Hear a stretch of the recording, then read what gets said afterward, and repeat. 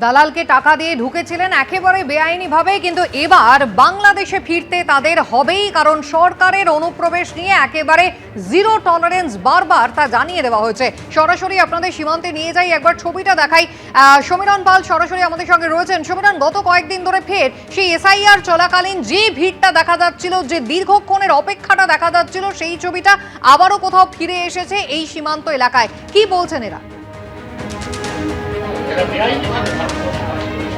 দেখো, আবারও এসআইআর পর্বের যে ছবি বসিরহাটের হাকিমপুর চেকপোস্ট সীমান্তে সেখানে দেখা দিয়েছে, এবং গত কয়েকদিন ধরে বাংলাদেশি অনুপ্রবেশকারীরা যারা এ রাজ্যে দীর্ঘদিন ধরে বেআইনিভাবে বসবাস করছিলেন, নতুন রাজ্য সরকার প্রতিষ্ঠিত তাদের স্পষ্ট নির্দেশ কোনো অনুপ্রবেশকারী রাখবেন না তারা। কিন্তু এই মুহূর্তে প্রবীর দিয়ে তোমার ছবিটা দেখাচ্ছে, একটি ঘরের মধ্যে তারা সকলে রয়েছেন এবং তাদের সাথে কথা বলার চেষ্টা করব যে এই যে আপনারা এতদিন ধরে এখানে থাকছিলেন, কিভাবে থাকছিলেন? হ্যাঁ করেছি, রেশন কার্ড, ভোটার কার্ড। কারা করে দিয়েছে? কারা করে দেবে? যখন ছিল মমতাদের পার্টির তখন করেছি। কিভাবে করলেন? যুবাজি পার্টির লোক মিউনিসিপালিটি থেকে করে দিয়েছে।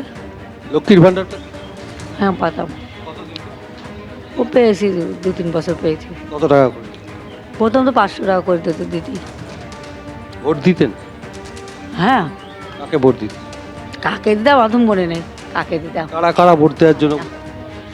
কেউ বলবে না, কেউ বলবে যখন সরকার আছে তখন সেখানে দিতে হবে। যারা এসছেন তারা এখানে রয়েছেন উত্তর দমদম পুরসভায় 20 বছর ধরে বসবাস করতেন। আপনি তো 20 বছর ধরে এখানে বসবাস করতেন, কি কি তৈরি করেছিলেন? ওই বললাম না, আধার কার্ড আর রেশন কার্ড স্কুলেতে করেছে। Voter card? হ্যাঁ ভোটার কার্ড ওই অনলাইনই করেছি। কারা করে দিয়েছিল? ওই ওখানের ওই যারা তৃণমূলের করে তারাই করে দিয়েছে। কি বলেছিল? বলেছে এরকম সব বসছে, তুমি ওরা সব অনলাইন করো, হয়ে যাবে। তারপরে কি বলতো? ভোট দিতে বলতো? হ্যাঁ ভোট দিতে বলেছে ভোটটা দিয়ে দিও তৃণমূলকে। লক্ষ্মীর ভান্ডার হ্যাঁ কবার পেয়েছে? ওই প্রথম থেকেই পেয়েছে। কারা ব্যবস্থা করে দিয়েছিল? ওই ওখানে যা তৃণমূলের তারাই করে দিয়েছে। রেশন পেতেন? রেশন হ্যাঁ। অর্থাৎ সরকারি সমস্ত সুযোগ সুবিধা পেতেন, এমনটাই বলছেন এই অনুপ্রবেশকারীরা। দীর্ঘদিন ধরে বসবাস করতেন এবং এখানে তারা এসছিলেন এবং এতদিন ধরে থাকতেন। আপনি তো এখানে এতদিন ধরে থাকতেন, কিভাবে থাকতেন এই বেআইনিভাবে? ওখানে কেউ কিছু বলতো না, যখন তৃণমূল ছিল কেউ কিছু বলতো না, ঠিক আছে। এখন সরকার চেঞ্জ হয়ে গেছে, এখন তারপর লোকও পেছনে লেগে গেছে। বাড়িওয়ালাও ভয়তে বলছে যে এদের বাংলাদেশি লোককে রাখলে 2 লাখ টাকা জরিমানা হবে, 2 বছর জেল হবে। তারাও বাড়িওয়ালারাও ভয় পেয়ে যাচ্ছে। আপনি ভোট দিতেন? ভোট আমি একবারই ভোট দিয়েছি। ওই কিভাবে দিয়েছেন? অনলাইনে ভোটার কার্ড হয়েছিল, একবারই ভোট দিয়েছিলাম, ঠিক আছে। ভোট দেওয়ার পরে এখন দেখি এই যে সরকার এখন আসলো, এই সরকার এসে সব কাগজপাতি যাচাই করলো, করে দেখি ওটা আগে যে সরকার ছিল তারা কি কি সুযোগ সুবিধা দিত? আমি রেশন পাতাম, গ্যাস পাতাম, এই দুটো জিনিসই পেতাম। বাড়িতে লক্ষ্মীর ভান্ডার? লক্ষ্মীর ভান্ডার হ্যাঁ, বউ পেত। কতদিন ধরে পেত? ও 3 মাস পেয়েছে। ভোটের সময় কি বলতো নেতারা? ভোটের সময় কিছুই বলতো না, এই একবারই তো ভোট দিলাম, কিছুই বলি না। এমনি ভোটের সময় ভোট দিতে গেছি, বলেছে যে ফুলে দিস। সে ফুলে কারা বলেছে? ওই পার্টির লোক ফুলে দিয়ে ভোটটা দিয়েছি, ভোট দিয়ে চলে এসেছি। তারপরে তো এই যে সরকার আসলো ডিলেট হয়ে গেল।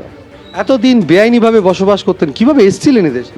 এ দেশে আমাকে বাবা মা নিয়ে এসেছিলো ছোটো থাকতে, তখন আমার 10 বছর বয়স। বাবা আমি মাটি কাটা কাজ করতাম।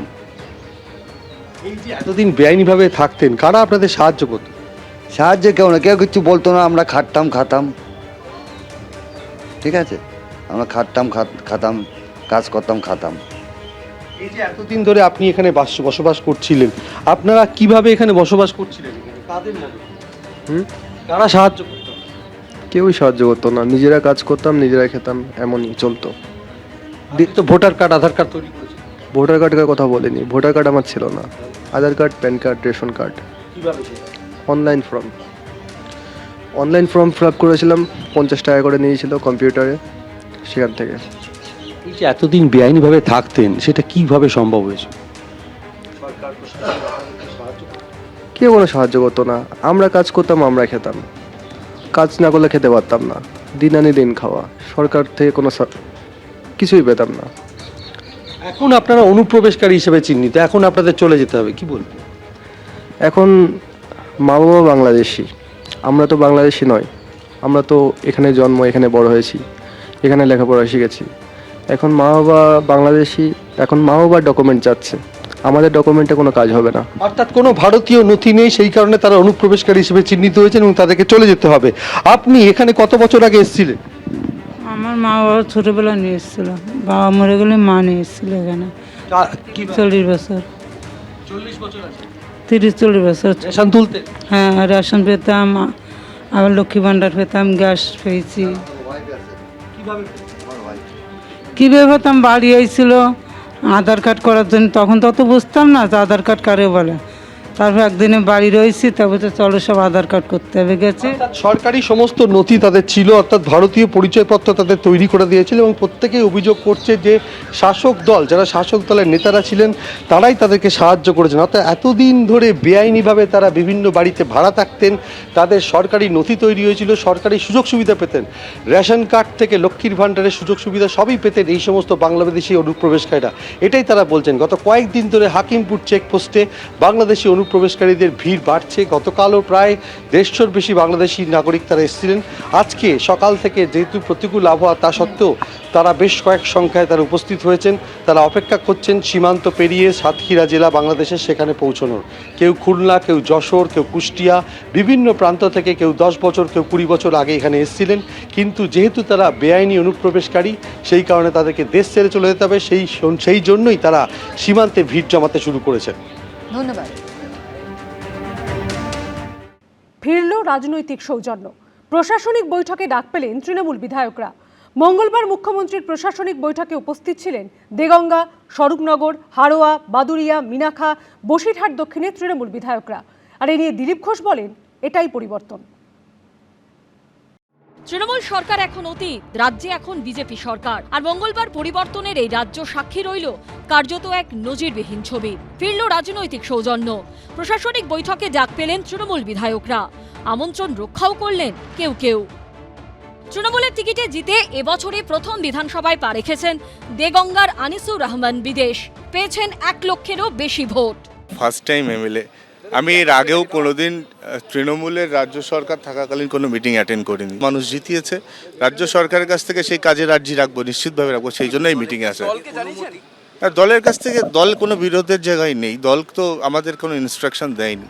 স্বরূপনগর থেকে 94,000-এর বেশি ভোট পেয়ে তৃণমূলের টিকিটে নির্বাচিত বিধায়ক বীণা মণ্ডল এবং হাড়োয়া থেকে 1,17,000-এর বেশি ভোট পাওয়া আব্দুল মাতিনের পাশাপাশি মুখ্যমন্ত্রীর প্রশাসনিক বৈঠকে যোগ দেন বাদুড়িয়া তৃণমূল বিধায়ক বুরহানুল মুকাদ্দিমও। এলাকার কাজটা তো করতে হবে, তার জন্যই এসেছি, এলাকার উন্নয়নের স্বার্থেই এসেছি। এর ডাইরেকশন দিয়েছে, ডেভেলপমেন্ট কিভাবে হবে আমরা সব কথাবার্তা বলেছি। যারা ডাকতে এসেছেন মোরাললেস এসেছে, এটা ডেভেলপমেন্টের ব্যাপারে এখানে দলের অনুমতি কি? তো রাজ্যের মুখ্যমন্ত্রী সবারই মুখ্যমন্ত্রী ডেকেছেন, ডেভেলপমেন্টের ব্যাপারে তো আমাদের আসতেই হবে। অন্যান্য রাজ্যে নিয়মিত দেখা গেলেও পশ্চিমবঙ্গের রাজনীতিতে এই ছবি নজিরবিহীন। ভালো দিন আসছে, নতুন ধরনের রাজনীতি আমরা করতে চাইছি, পরিবর্তন এটাই, সেখানে কিছু আলাদা হওয়া উচিত। তারা তো কোনোদিন এটা বুঝলেন না যে সরকার সবার উন্নয়ন সবার জন্য হোক, সবাই বলার সুযোগ পাক। আমরা সেই সুযোগটা দিচ্ছি, আমরা সেই ধরনের রাজনীতি করি। প্রশাসনিক বৈঠকে উপস্থিত সব দলের জনপ্রতিনিধি। এই ছবি কি নিয়মিত দেখা যাবে? উজ্জ্বল মুখোপাধ্যায়, দীপক ঘোষ ও আশাবুল হোসেনের রিপোর্ট, এবিপি আনন্দ। এবিপি আনন্দ, এগিয়ে থাকে, এগিয়ে রাখে।